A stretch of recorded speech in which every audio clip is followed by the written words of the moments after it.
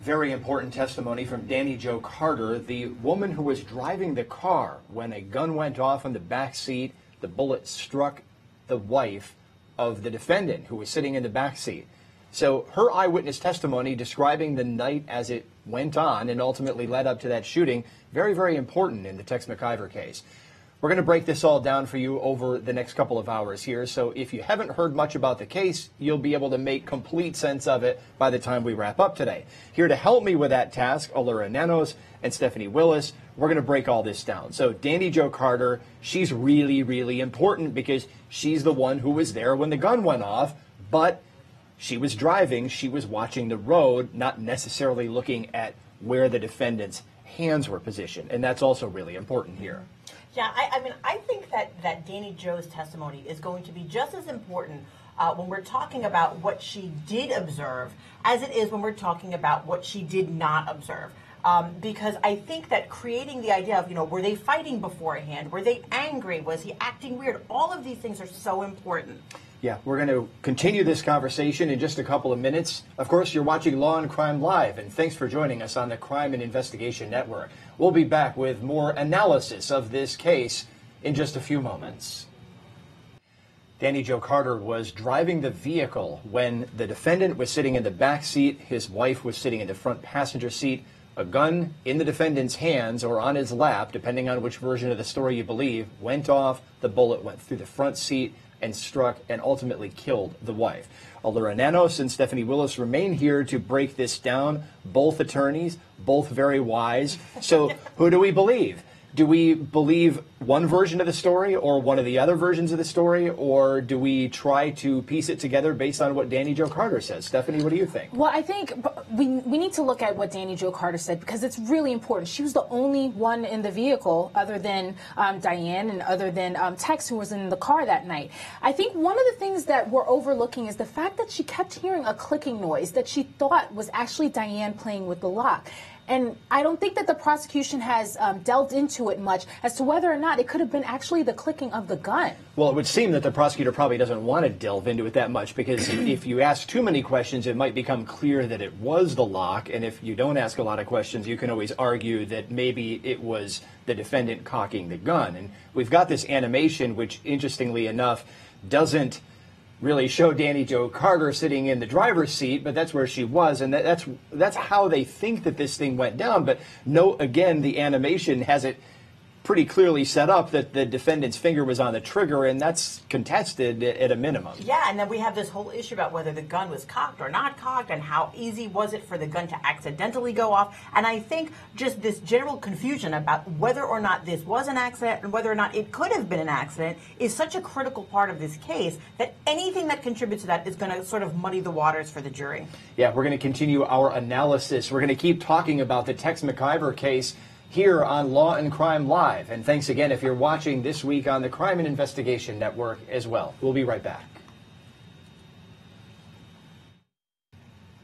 Welcome back, everybody. You're watching Law and Crime Live, and we are continuing to break down testimony in the Tex McIver murder case out of Atlanta, Georgia. This defendant faces a couple of murder charges, both related to the death of his wife, not Danny Jo, she's the key witness, Diane. She's the victim here, Tex and Diane. There's the picture of them both together. She was a CEO. He was a high-powered attorney.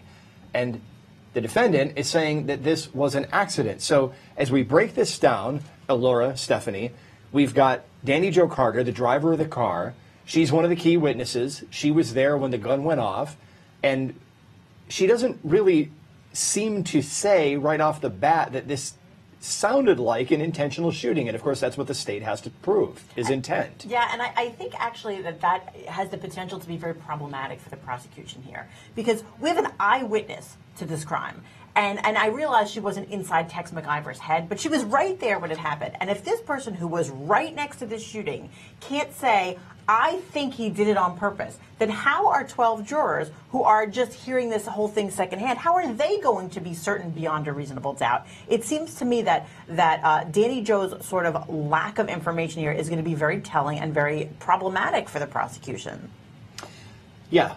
Stephanie, how do you break this all down? Well, I just think that Danny Jo's testimony, as important as it is, albeit I have to agree with Elura, it's not, it really hasn't done much for the prosecution in this case.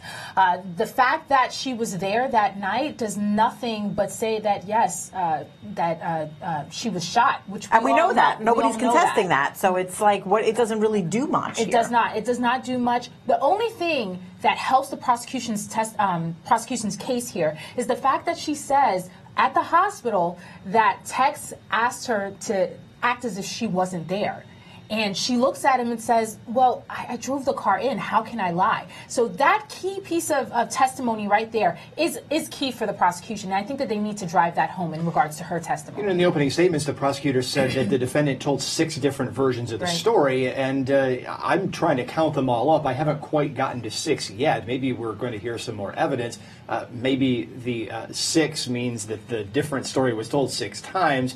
But look, he did make inconsistent statements, and that's problematic for the defense. Right. And the bottom line is there's only 2 stories here that are sort of relevant. The story where he killed her on purpose and the story where he killed her by accident. Those are the 2 critical stories. And if the jury cannot figure out certainty about one or the other of those stories, it's going to be a problem. It is going to be a problem, but at the same time, we have to look at what he's saying around the time that this incident occurred. And the fact that he's telling people different things. You have one nurse who says that it was an accident. You have another person who's saying, or he's explaining to some of the family members and her coworkers the fact that it was just an accident. We had an accident, and not telling anybody that he was the one who actually shot her. Right, I agree that the aftermath definitely seems a bit suspicious. Right, but you know, we'll see what that ends up meaning for this jury. Yeah, we're going to continue to listen to the testimony of Danny Jo Carter. Again, this is really critical testimony about what happened the night that the gun went off, the night that the victim died.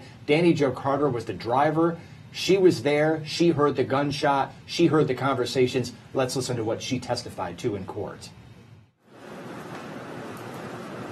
How long do you think it took for you to get back downtown? Just somewhere around 20 minutes. Were you driving the normal posted speed limits, or were you going a little faster, a little slower? I was probably driving the speed limit because that vehicle's big and I drive a smaller car. This is a really illuminating ruling that came out of the judge just now. We're sorry you had to miss part of it in the break. We're going to cut this and rerun it in just a couple of minutes. But to sort of help us understand what happened, Elura, Stephanie, here's the bottom line. The defendant apparently said, as doctors were coming in to inform him of his wife's passing, he told a doctor of color to not tell him what to do and referred to him as boy. Okay, so that doesn't sound good. The judge had to weigh whether that statement was more prejudicial to the defendant than probative as to the crime committed. So, look, I mean, from a moral sense, it doesn't look good, but does it make him look more or less like an intentional murderer or not? And that's really the crux of the decision here. Yeah, I think this is really kind of a gamble on the part of the prosecution. The gamble is, do we introduce evidence of something that is going to make at least some of the jurors dislike this defendant? Yes, there are 3 African Americans on this. Yeah, jury. I mean, it could make many people dislike him because, as you said, I mean, it really doesn't sound good. On the other hand, it's not, at least on the surface, directly relevant to the circumstances of this shooting. We would have to dig a little farther down to see if maybe it could be probative of something. Well, I don't know. I have to differ from you a little bit, only because of the fact that, yes, he stated that part of the reason why he asked for the gun is because he saw, or what he thought were, homeless people who may have been part of the Black Lives Matter movement, which in and of itself is not a good look at all. But you have to look at, or I'm taking into consideration the fact that you have that statement and then this possible statement that he informed a person of color, a doctor of color, don't tell me what to do, boy. It just doesn't look good for him in particular. Absolutely. And the fact that we know now that there weren't really homeless people in that area it just shows that he lied previously and that he just maybe is a racist. Here's the gamble, though. Here's the trade-off. There is at least a potential that this evidence could help the defense. It's certainly not going to help in the fact that it makes it it paints the guy looking as if he's kind of a paranoid, perhaps racist, and that's why he brought the gun out. And it gives an explanation for why he'd have that gun. For the gun other than to shoot his wife. But if we know, and guys, correct me if I'm wrong, if we know, and it was later found out that there really weren't homeless people in that area, what's happening here? Because we know that he was not really telling the truth, so we can say that he brought out the gun for no reason, and then now we're also finding out that maybe he just doesn't like black people or people of color. Yeah, well, let's listen to this argument as it played out in court just moments ago in Atlanta. If they are not claiming at all that race is an issue in this dialogue, just make me happy. Take one word out of the statement. How does it change anything? I mean, who cares if he said, don't tell me where to sit? If the only issue is his tone of voice, the fact that he's not, writhing on the ground in tears, he's not about to jump out of the window because he's so upset, just humor me. If it's not a race issue. Okay. I hear you. I'm not humoring you. That's not my role. They might choose to do that, but... Well, but you're saying that they disavow any race issue at all. That's not what I said. Let me tell you how... That's what they're saying. That's what they're saying. This is not race. I don't know why you think this is race, Mr. Samuel. It's got nothing to do with race at all. We won't even mention anybody's race in the room. Well, I didn't hear Mr. Abate's... Let me tell you how I'm analyzing, because both sides are entitled to their perspectives. First,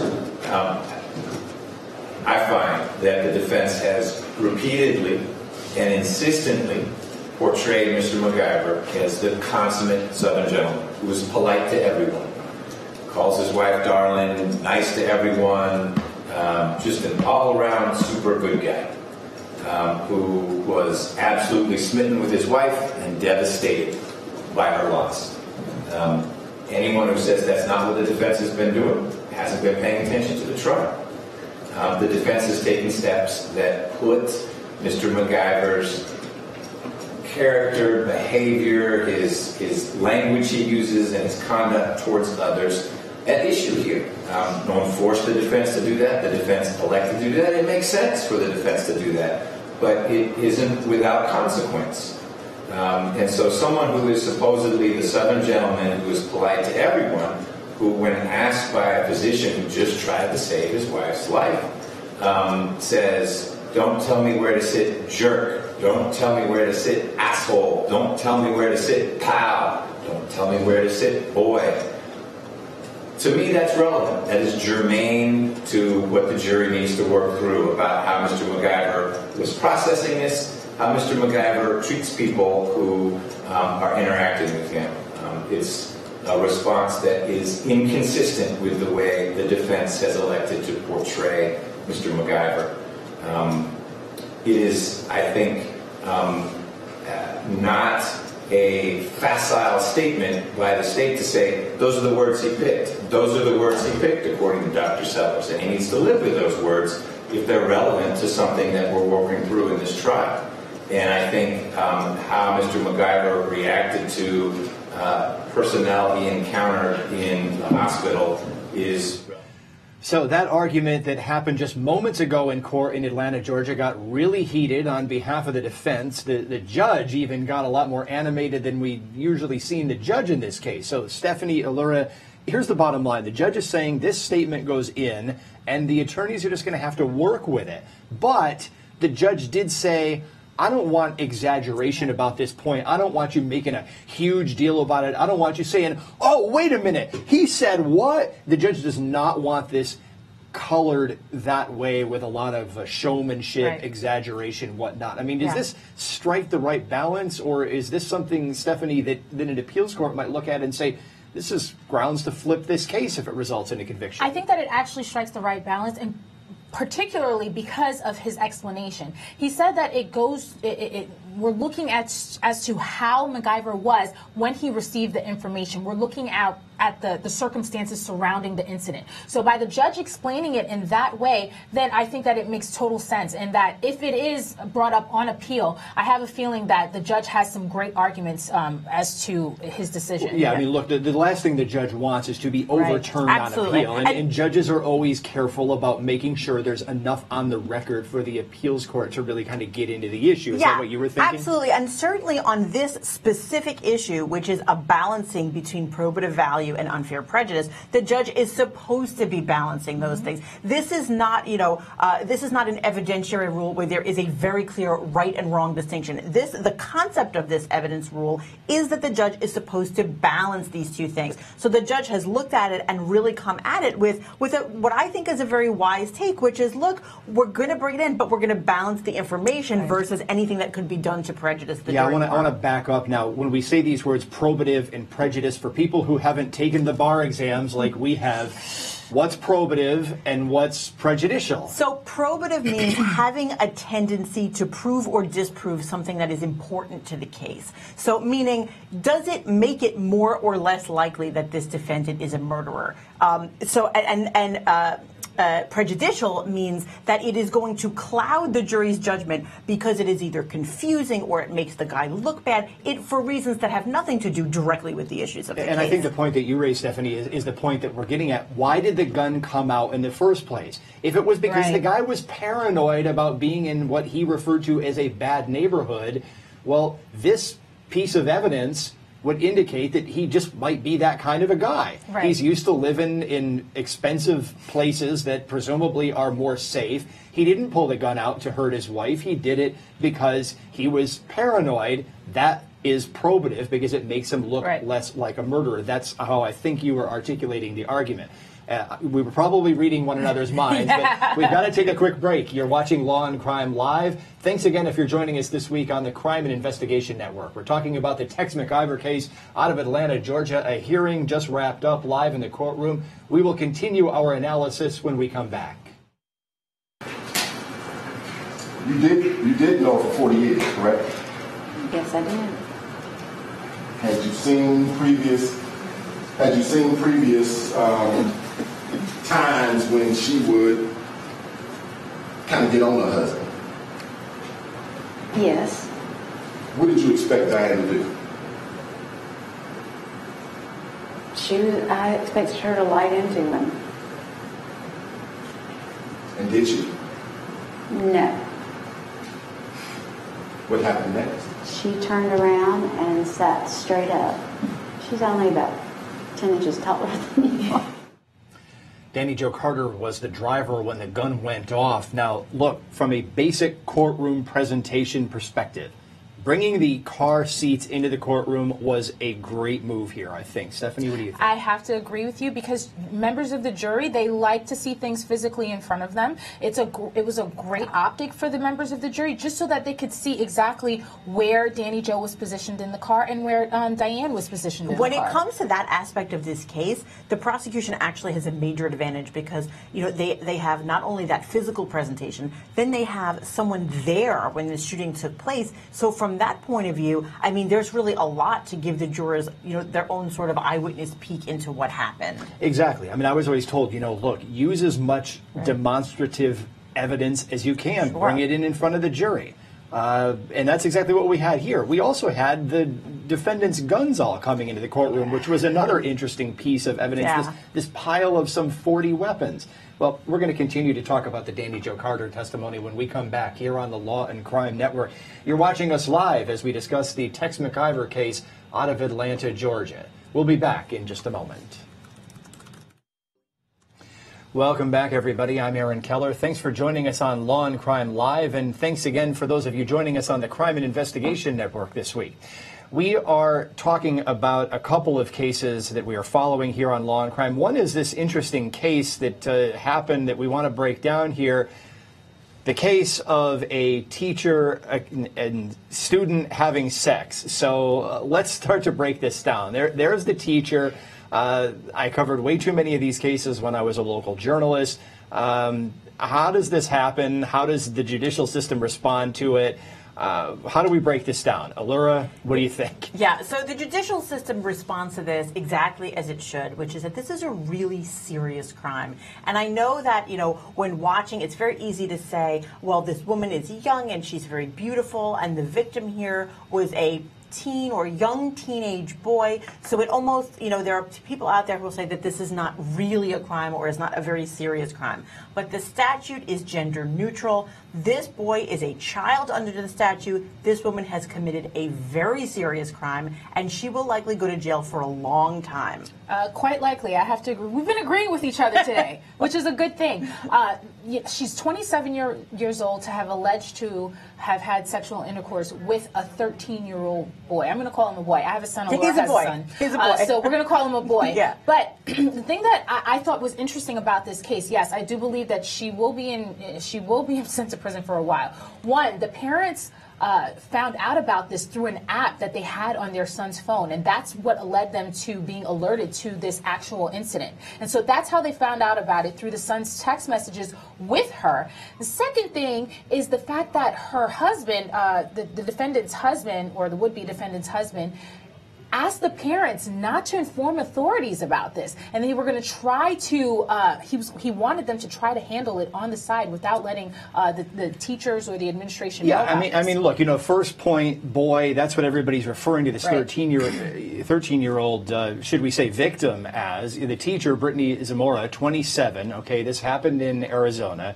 You've got accusations that stuff was going on in the classroom. Okay, well, when I was covering a lot of these cases, it turned out that one of the loopholes in the state that I was working in at the time is that if it's not a school-sanctioned event and it's not in the classroom and you've got a low age of consent in some states, then teachers and students can get away with this, not recommending that they try. Right. But, look, here, when you have things going on in the classroom, at least that's the accusation, if true, that's pretty easy to go at from a prosecution standpoint. Yeah, and in Arizona, which is where this happened, the statute is organized based on the victim's age, and it's one set of circumstances if the victim is under 12, another if the victim is over, I think it's 15, and this victim is in the middle of those two endpoints.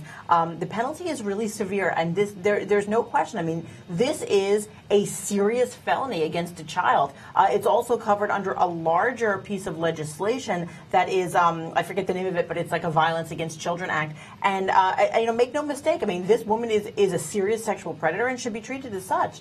Well, look, you've got the boy's parents saying, quote, he was taken advantage of. She was just using him for her own grotesque benefits. That's what the boy's stepmother said within the last day or two. I can't say I disagree with the characterization. Stephanie, what do you think? No, I can't disagree with the characterization at all. This woman is 27 years old. She seriously, if this is what happened, she seriously took advantage of a 13-year-old. Another thing that I thought that was also important is the fact that not only did the parents know via the text messages, but also a friend of the alleged victim here also knew about the situation. I am not sure if he actually saw it or he was told by the 13-year-old that this happened. And I think that that's also very, very important as well. Yeah, okay, now let's talk about some evidence things here, too. You've got text messages back and forth. These things do not disappear. No. Okay, you can try to delete them. Look, we've covered cases where they pull this stuff back out of phones. It's saved in other computers around the network. These things don't disappear. And yet, when we have cases like this, I have to look and say, okay, there's evidence of something going on between the two because you've got the text messages. Again, they don't disappear.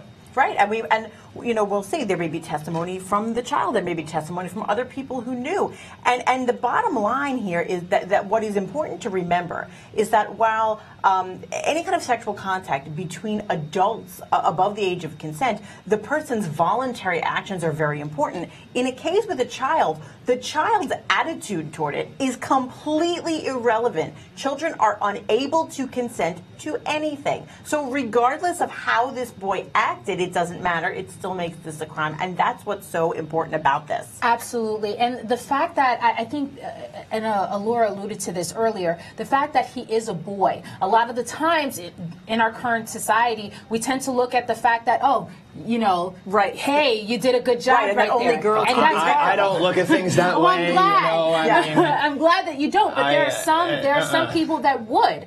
You know, oh, you're 13 years old, and you know, like. Right, yeah, and especially she's young, she's a beautiful woman. Right, you know. and it's horrible. She's still at the end of the more day, than twice as old as him. Exactly. Okay, let's do the simple math. And 13, at the end of the 27. day, it still is it's what a it crime. is. It's a crime. You have a 27-year-old who, I'm going to say, purposefully went after this kid. And these are just my opinions, purposely went after this kid and sought him out. And she got what she wanted, and I hope that she gets what she deserves. Well, you know, the other thing is here, too. You know, you got a power distance issue here, too. I mean, Absolutely. it's a teacher who has control over grades, over recommendation letters that get and just people the general into... dynamic between a teacher and a student has an imbalance of power. You know, it's inherent in that relationship. And I think that we can take kind of a larger message from this, where many of us can just look at this and see, obviously, despite the fact that this might have been a young boy who may have been voluntarily participating in this, it's still a crime. There are still consequences. And that is what happens when there is a serious power differential and there is a sexual relationship. Well, I think that we've litigated this one about as far as we can litigate it until we get more from the courts. That case just happened. We just had an arrest. We have parents speaking out. We had a court appearance. So we will continue to monitor it here on Law and Crime. The big case we're talking about right now, though, that's being prosecuted as we speak is the Tex McIver case in Atlanta, Georgia, the case of an attorney facing intentional murder charges related to the death of his wife, who was a business CEO. They were in a car together.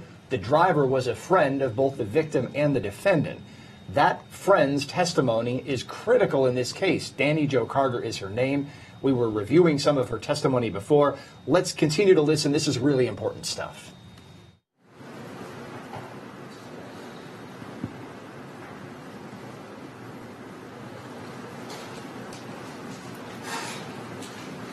Now, you said that Diane McIver was unconscious at this point, correct? She was. Was she still sitting up straight in the seat? Was she slumped over? How was she positioned? Do you know? She was still sitting up because he was holding her head. Okay. And so you took her right on Morningside? Yes, we did. You were familiar with Morningside? I knew where it was. What kind of neighborhood would you describe it as? It's a really nice residential neighborhood. There's older homes that have been renovated. And can you tell the jury about what time of night is this when you were traveling down Morningside? Probably 10-ish, after 10. And what are the lighting conditions like on that street? Dim. How were you driving the vehicle? Fast. Reckless? No. Did you see anyone out walking or anything like that? No, I did not.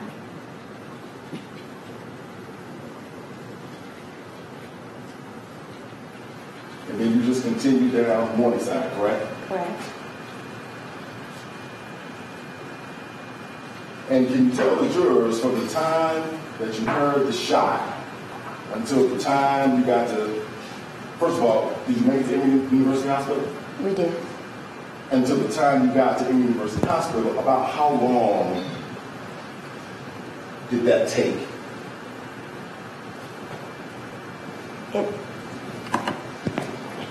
It felt like it was more like 10 minutes, but it's probably more like 15 or 20 minutes. We object to those, to the guess and the speculation and what it felt like. Sure. So,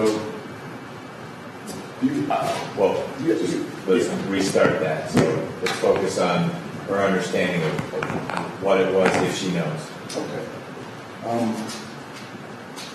How long did it take you to get from the intersection where the shot occurred until you got to there?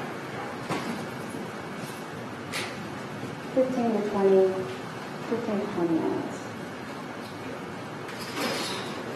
And can you tell the jury, all along this route, is the defendant saying anything? Is he talking? What's going on? At one point, he said she's still breathing out, because I didn't know. You didn't know? Is that all you were saying?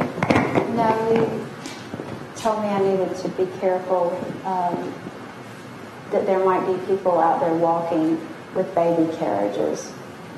Besides the words, be careful, did he tell you to do anything with your speed? He may have said, slow down, there may be people out I there. object to that he may have said. No, but this is speculation again, and I move to strike and ask for cautionary instruction. So, you all, jurors, should disregard what Ms. Carter thinks might have happened. Ms. Carter, if you can remember something, that's great. If you don't, no one's trying to tax your memory. What you remember is what you remember. Okay? So let's just be clear. Okay. Do you remember him saying that, or are you speculating about it? By that point, the blue signs were out there, so I could tell that I was going the right way. What blue signs are we talking about? Really important testimony from Danny Jo Carter. She was driving the car the night that a gun went off. It was in the hands of the defendant. That's the allegation. It struck the defendant's wife and killed her. Now, the state of Georgia has said that this case was all about a financial motive. Motive isn't necessary under the intentional homicide law in Georgia, but it's nice when prosecutors at least try to prove it, because jurors oftentimes like to hear it. The financial motive is wrapped up around statements about whether or not the victim had tried to make a new will and whether that angered the defendant. So let's break down some of the debate about whether or not there truly was a new will. Convince a jury that Atlanta attorney Tex McIver murdered his CEO wife over money and property. One big question is this: did victim Diane McIver actually change her will? One witness says she was asked to copy a new will, but didn't dare look at it. Before you made a copy, did you look through the document that you copied? Absolutely not. Now, and tell the jury why you didn't look through it. Well, when Diane said she could only trust me, there was no way I was going to betray her trust. So I would not dare look at anything that she did not want me to be a privilege of. Another witness said Tex McIver and two other men went through the victim's files. I know they left the office in a pickup truck. That's the best I know. Prosecutors seem to want the jury to believe that the victim indeed had a new will, which was never found. Tex McIver's own estate planning attorney had an empty folder for Diane McIver's will, but he said that doesn't necessarily mean a new will was actually prepared. He also said no one tried to hide the document. Tex never called you up and said, please shred that new will that she signed, right? No, and if he had, I would have told him to go jump in a lake. That's right. Emails between that attorney and the McIvers indicate the couple disagreed about the disposition of the ranch in 2011, but Diane didn't die until 2016. And while Diane McIver talked about writing a new will, there's evidence she never went forward with the plan. Her own attorney testified she never prepared a new will through him, and that it would have been unusual for her to go through someone else. This is Aaron Keller for the Law and Crime Network. Okay, so big questions in the Tex McIver murder case. Is there a new will? Did it disappear, or was there never a new will? Did the victim just not get around to writing one? Elura Nanos, attorney. Stephanie Willis, attorney. What do we think? I mean, if there was a new will and it disappeared, the state seems to want to insinuate that. Stephanie, what do you think? Is this going to, like, well, Elura, you're nodding your head no. Is the jury going to latch on to this? I mean, you know, there is kind of that, the standard way that lawyers look at this, which is that if the will can't be easily found or found with, with a little bit of digging, then there's a presumption that there was no other will. Is the state want some jurors to look at this and say, you know what, there's this folder, there's talk about it. We think she made one, and we think the defendant might have gotten rid of it. I mean, maybe, but I think that they're going to have to do a little bit more to actually get the jury to believe that, because it's such a specific thing to be trying to get them to believe that without, like, some more evidence there, I don't really see the jury biting on to In other words, there might just not be enough for it. Well, we're going to continue to break down the Tex McIver case. When we come back, you're watching Law and Crime Live. Thanks again if you're joining us on the Crime and Investigation Network. Another critical piece of evidence in the Tex McIver murder case out of Atlanta, Georgia, is the defendant's own police interrogation. Now, as usual, this interrogation was recorded. Let's break down exactly what the defendant said to investigators, and we'll break down how his answers became so critical when compared with other later testimony. Defendant Tex McIver, flanked by his 2 attorneys, walked into a police interrogation room and shook hands with the 2 men who were there to question him. Then he sat down and told his version of events the night his wife Diane was shot and killed. Investigators told him to explain whatever he could remember, starting with the alcohol he drank at a restaurant before the shooting. How much was consumed? Just a glass each, 2 glasses, or you finished the bottle between the 2 of you? Red wine gives me a headache, so I had a couple sips of the glass sheet forward. From there, he, his wife, and their friend Danny Joe got into their SUV. They got on the highway, then off when traffic backed up. I quickly said, this is a big mistake, and we're in a place that we don't belong. Right. And of course, here we are in an almost new SUV and 2 women in the front seat. Right. He said he had been drifting in and out of sleep. It seemed like every turn we made, the street was darker and there were more people milling about. I mean, it was kind of thing that blows the hair on the back of your neck. Claiming that homeless people were milling about, McIver asked for his gun, which was in the center console, wrapped in a grocery bag. His wife handed it to him. His friend was driving. He was drifting in and out. Just time to wake up. But she came to a stop, and I was handling the gun. I realized it was in my lap, right, and it went off. I immediately called out. I said, "Is everybody all right?" Danny Joe said yes. And Diane's head was kind of slanted. She said, I've been shot, words to that effect. And I immediately put my arms around her and tried to determine how bad it was. From there, McIver described their rush to a distant hospital, which happened to be a client of his firm, and the moment he learned his wife had died. You want to have the worst feeling in your life is to be sitting in one of those waiting rooms. 2 surgeons in scrubs and a chaplain come around the corner.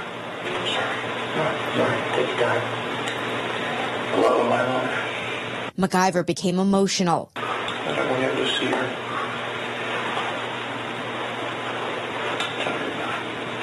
Earlier, McIver's attorney said the revolver was not fully cocked. He didn't play with the hammer. He didn't put it back to full cock. A cocked revolver is easier to fire. This means the gun would have been hard to fire, accidentally, but during the interview, McIver remained relaxed, something the jurors probably noticed. This is Rachel Stockman for the Law and Crime Network. Okay, so in that discussion about the interrogation, we heard Tex McIver say that he basically went to pieces emotionally when he saw the surgeons and the chaplain come around the corner, but this afternoon, Elura, Stephanie, we heard that he kind of lashed out and made a racial comment at one of the 2 doctors that came around the corner to tell him that his wife had passed. Now, how do we put the 2 together? Any idea? Well, I think seeing this interview brings a lot of things more into perspective. If he did have the opportunity to see a chaplain and 2 surgeons coming his way, it would make sense that his reaction would have been a little out of the norm. Maybe he did know ahead of time that his wife perhaps had passed away, and maybe his reaction that we saw, or his statement that he was alleged to have made to the surgeon, Dr. Syed, maybe that explains that. Maybe he lashed out a little bit more. I mean, it's certainly possible. I mean, because the usual situation is that you wouldn't see a chaplain coming at you if your loved one is okay. So it's entirely possible that just seeing the scene and maybe the looks on their faces, that it did bring him to this kind of new emotional place that explains his behavior. Okay, one other critical piece of that police interview was how the defendant said he was holding his hands when the gun went off. This became a topic for a lot of discussion in the later days of the case. Let's start in with some of that discussion now. And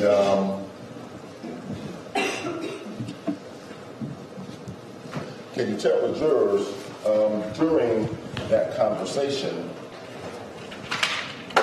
with Mr. Maples, did you see him sit down in a chair and demonstrate anything to you? Yes, he did.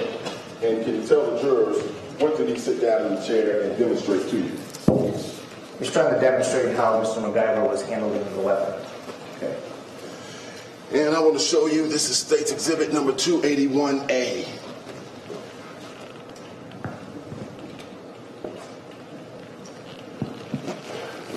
Prior to your testimony here today, have you had the opportunity to review the video and the audio tape regarding this meeting and interview with the lawyers and the defendant? Yes, I have.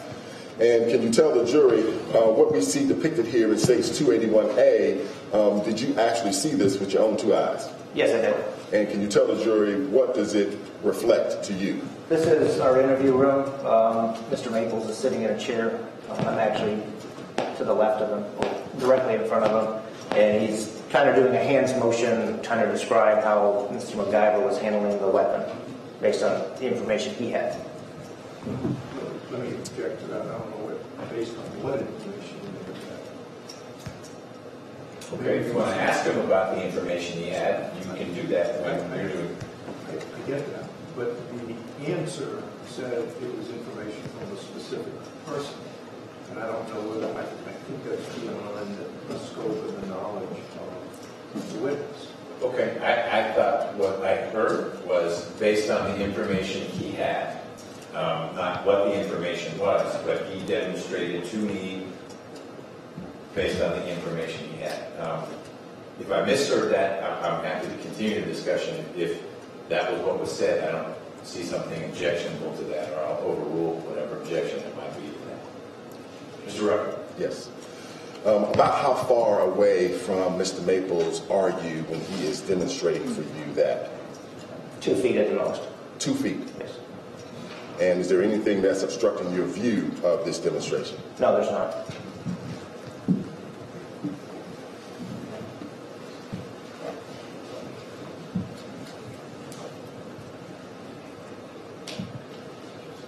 Now, can you tell the jurors at this time,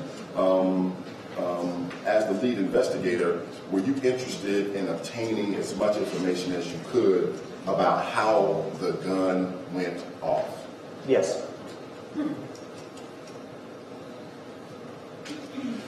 Now, after the 14 minutes meeting with Mr. Maples and Mr. Leopold, can you tell the jurors, did you get the opportunity to actually speak to Mr. McIver personally? Yes, I did.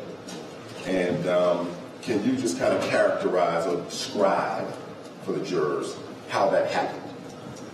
Mr. Maples left this interview room, returned about 2 minutes later with Mr. McIver, and we all introduced each other and sat down in the chairs to begin the interview. When Mr. Maples left the room, can you tell the jurors, was there anyone who remained in the room?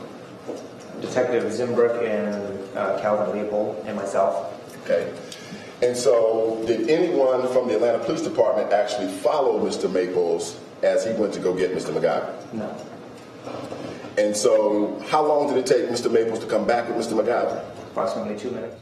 So there was a lot of back and forth, folks, in this interrogation about exactly how the defendant was holding his hands. And eventually, a reconstruction expert testified, look, this doesn't make a lot of sense. So this reconstruction expert has a totally different version of how this may have played out.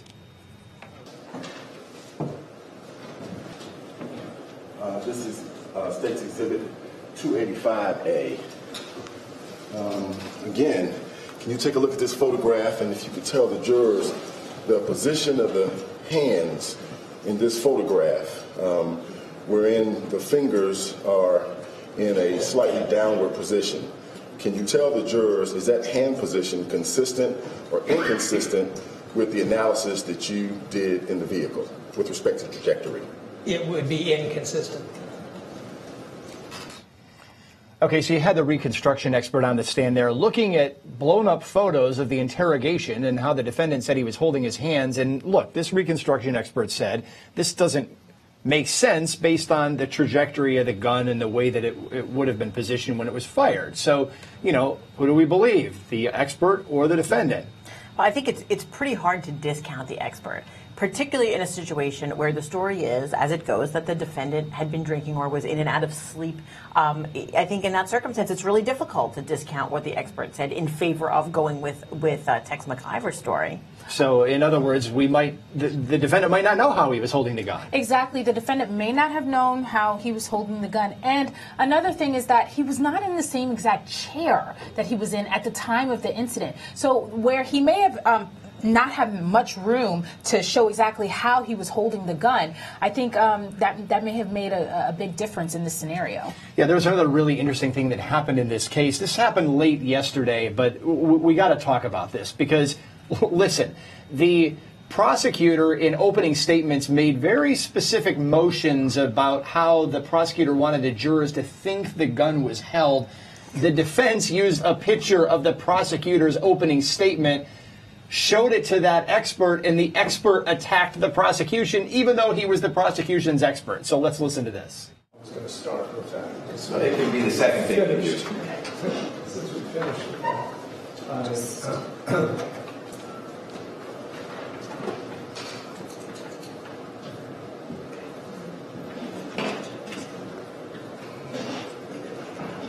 can you see what's projected on the screen in front of you? I can, yes. You've just been asked a series of questions about what some people were using as sort of a informal demonstrative, correct? Yes. And you were asked a question about whether or not that's the position that you believed, in your professional opinion, the weapon was in when it was fired, all of which is essentially speculation. How about this picture? You think it was out like this? No, that would also be inconsistent. That would also be inconsistent. Yes. Perhaps I can print that out, get an autographed copy from somebody. Yeah.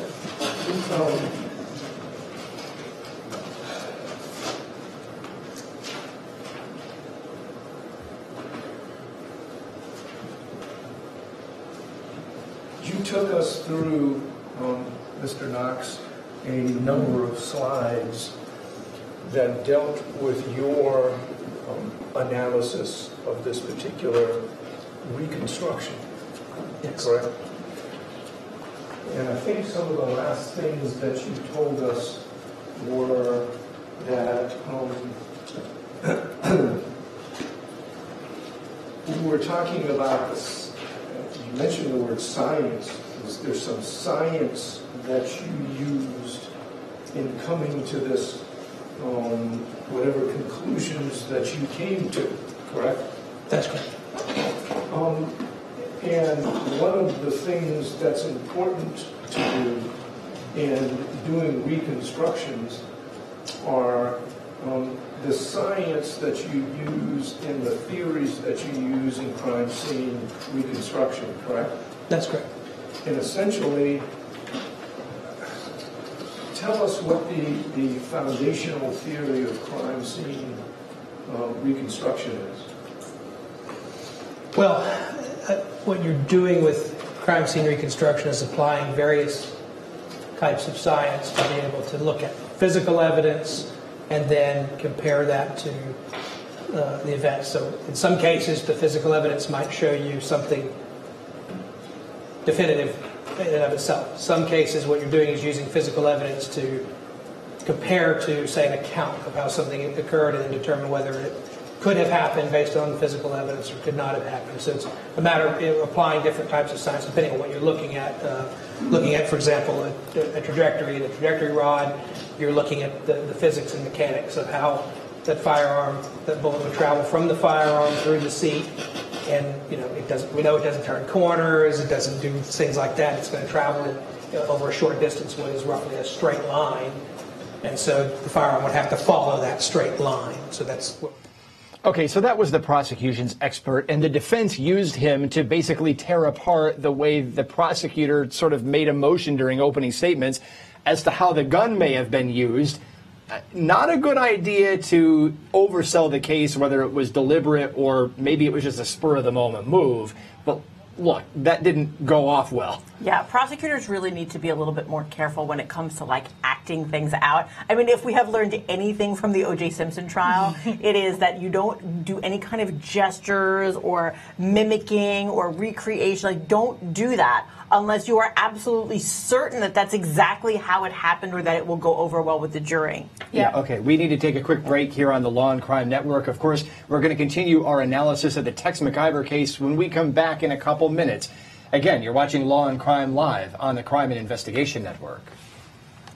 Between where the gun might be on somebody's lap, we've established that if it's sideways, upright, whatever it might be, the only thing that has to be in line with the trajectory is the muzzle, correct? That's correct. How far below the muzzle is the trigger?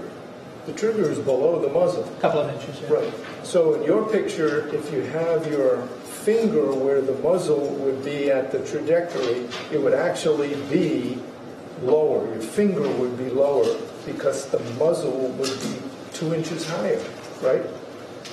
That's correct. If your finger was aligned with the trajectory, then the actual trigger finger would be lower than that. Exactly. And if you are measuring the distance between the trajectory rod and where somebody's lap might be, there are a couple of factors that you need to know. Not somebody's height and weight, but how big their legs are, for example. That would make a difference. That would make a difference, yes. Okay. And how much the seat may go down. When you sit on a seat, it contracts. All right, so a couple of things we just don't know. You can't tell us how far the seat contracts, how big somebody's thigh is, and the distance between where it might be and where the trigger is, as opposed to where the muzzle is, correct? Those are things that you didn't take into consideration. Well, as to the last part, that taking into consideration the distance between the trigger, I did. Because if you notice in my photographs, my hand is not, I don't have my finger aligned to the trajectory, right? I'm holding my hand in a manner as if I'm holding a gun. And if you notice in those pictures, your hand is right up there with the trajectory line. The top of your finger is right up there at the trajectory line, not 2 inches below. Okay, so there we had some more testimony from the reconstruction expert. He talked a little bit there about the gun being wrapped up in the bag. So, Stephanie, what do we make of this? I mean, is it possible somebody on the jury could look and say, hey, look, that thing could have been all tangled up. It looked like the bag was all over the place, almost in knots when we looked at the photos of it. Could that be enough to pull the trigger or not? I think that there goes a lot goes into that situation, only because there are a lot of things that you have to consider. One, whether or not the gun was cocked, whether or not it was cocked or whether it wasn't cocked, excuse me. And the fact that this gun was actually in a plastic bag is something that seems very odd to me, especially because of the fact that Tex himself said that, or people have known him to be very, very serious about gun safety, telling his people that would visit, please be careful, this is how you handle guns. And another thing is the gun was in Diane's vehicle, and we know that Austin would be there at times as well. So the fact that the gun is in this plastic bag is just something that's really odd to me. Yeah, Austin, the godson. So, Right. Look, the bottom line is we got a gun in a bag. I'm waiting to see if the defense is going to get some expert to say, hey, look, the bag could have caused enough force to pull the trigger. That would play into the accidental shooting theory that the defense has put forward. So, look, one of the other critical pieces of information from the car, the driver, Danny Jo Carter, we were listening to some of her testimony before. Just to wrap it up nicely and neatly, if you're just joining us, let's listen to this. The second week of testimony in the Tex McIver murder trial is underway. The defendant, himself an attorney, says when the gun went off, it was accidental. The victim's friend, Danny Jo Carter, was behind the wheel when the victim was shot. She testified that the defendant was concerned over the route they took that night. As we were exiting and we were on the off-ramp, he said, girls, I wish you hadn't have done this. This is a really bad area.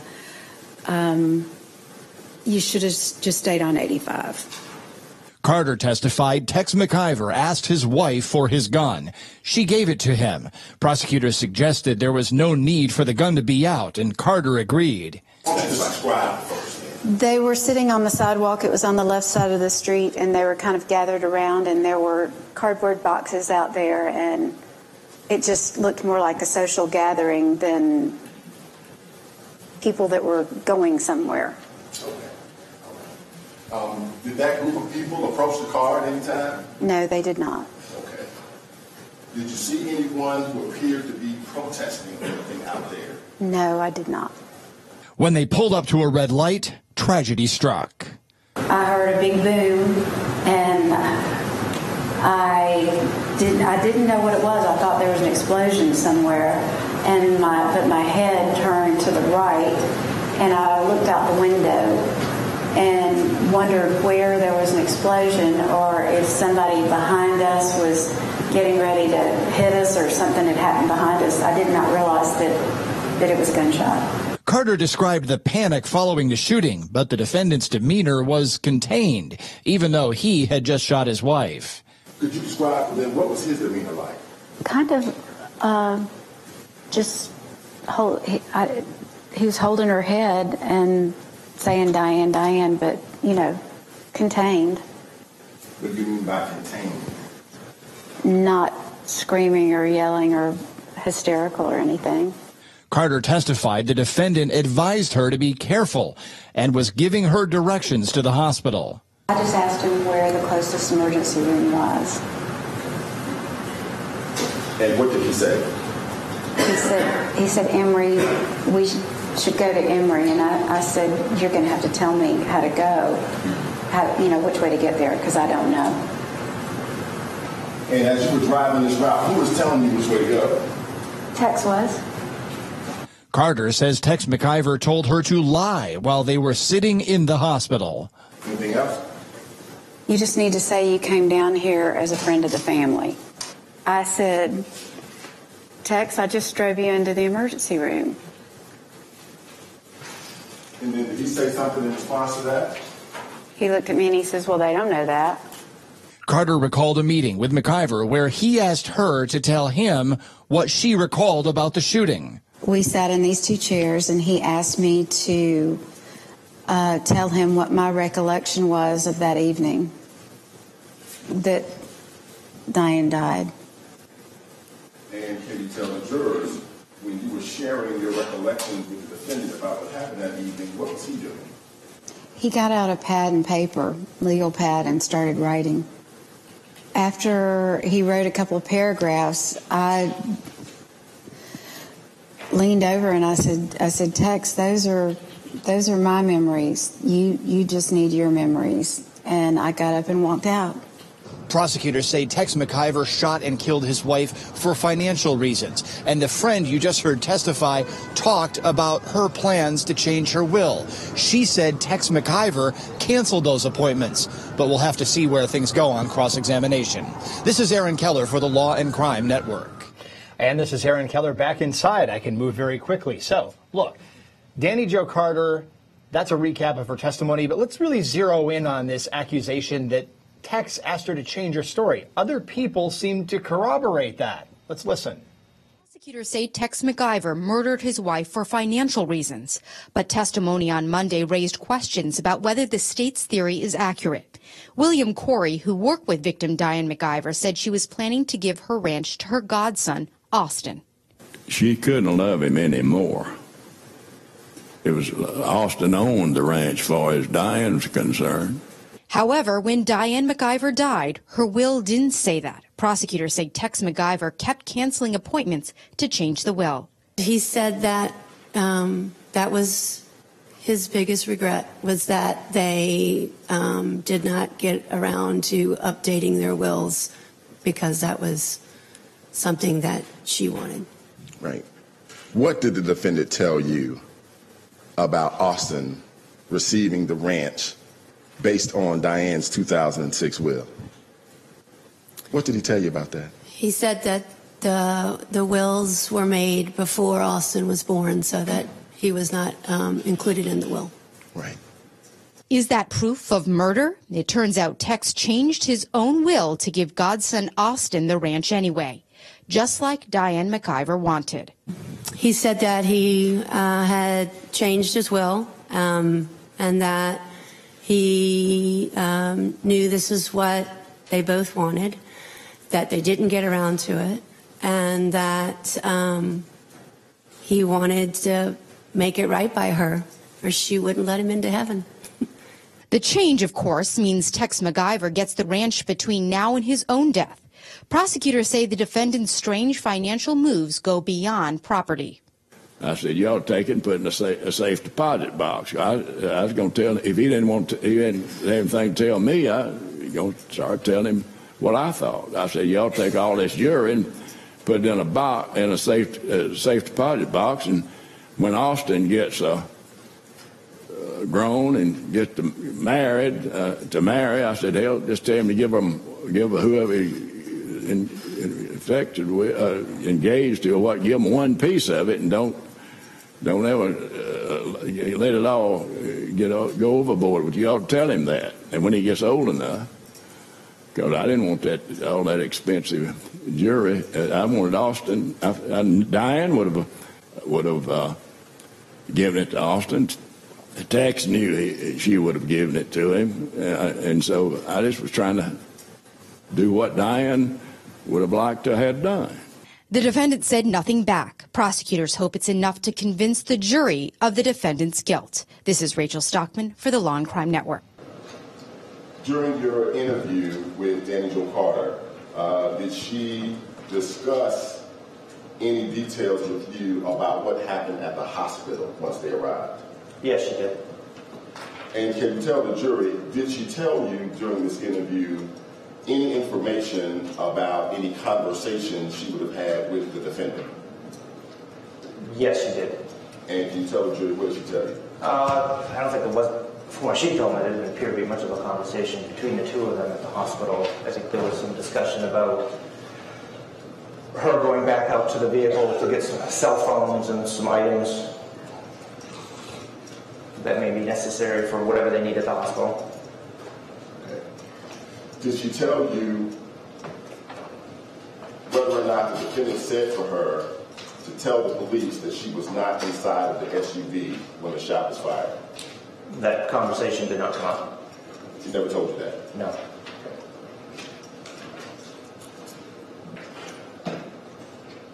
And in your interview with her, did she tell you who was the first person to arrive at the hospital after they brought Diane to Emory? Yes. And what did she tell you? Stephen Maples.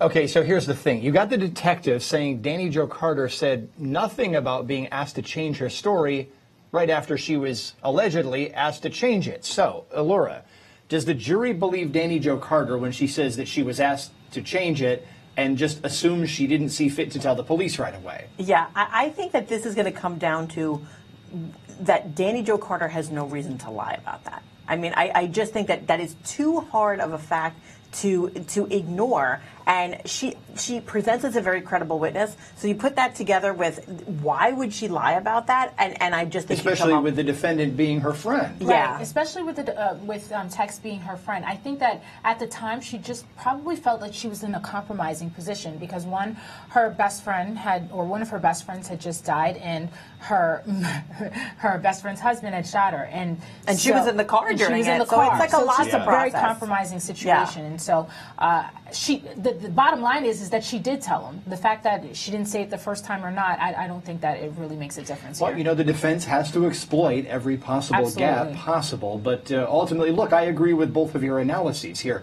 It seems like she's a credible witness. She's testifying against a friend of hers, and we have to take that into account. So we're going to continue our analysis of the Tex McIver murder trial out of Atlanta, Georgia, here on the Law&Crime Network.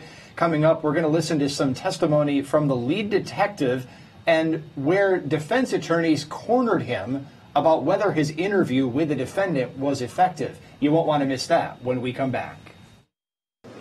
During your interview with the defendant, can you tell the jury, did you ever ask him whether or not the gun was inside or outside of the bag when it discharged?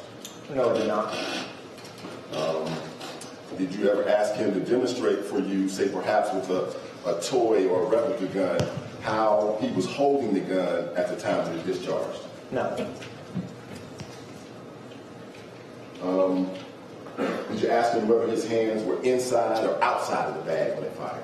No, I did not.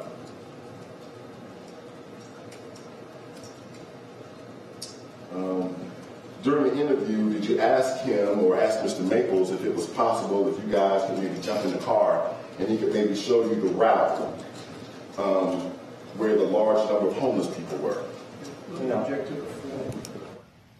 Okay, so the lead detective didn't have McIver demonstrate how he was holding the gun, didn't ask him how the gun went off. Elura, why have a detective asking him questions? You're right, Aaron. I mean, this is disastrously incomplete detective work. Why even have this guy there, not adding to the investigation? It's not going to go well for the prosecution for that reason. Hey, it's our time to say goodbye. So, Elura Nanos, Stephanie Willis, great to have you back here on the Law and Crime Network. Thanks so much. Thank you so much. All right. A reminder, folks, that we are on the air with live coverage of trials coast to coast, Monday through Friday from at least 9 a.m. until at least 6 p.m. We'll see you back next week on the Law and Crime Network. Thanks a lot for those of you who joined us on the Crime and Investigation Network.